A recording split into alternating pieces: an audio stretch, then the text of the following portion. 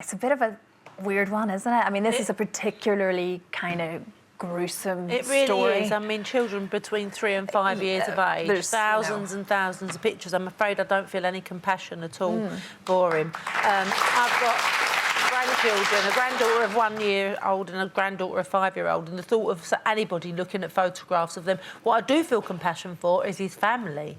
I mean, first of all, to find out that their son is a paedophile and is looking at those images and then he killed himself, I feel sorry for the family because obviously they didn't know what was going on, but I feel no compassion for him whatsoever. I mean, there just seems to be so many paedophiles around, doesn't there? It's like every time you open a newspaper, there's paedophiles in there. Yeah. Why is there so many? What can we do to stop this?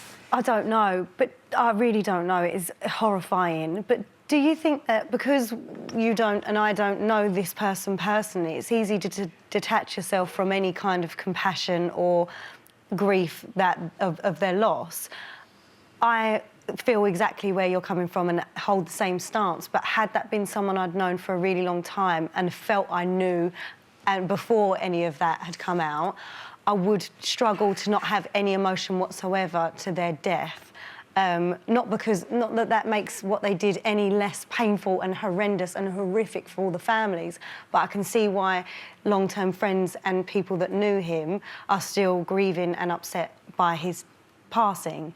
Well, there were quite a few of his sort of fellow cast in Glee and people behind the scenes that did tweet today. Tim Davis, who was the show's former vocal coordinator, wrote on Twitter today, let me be clear, having compassion for Mark in no way minimises his crimes, nor does it minimise the pain and devastation of the victims of those crimes.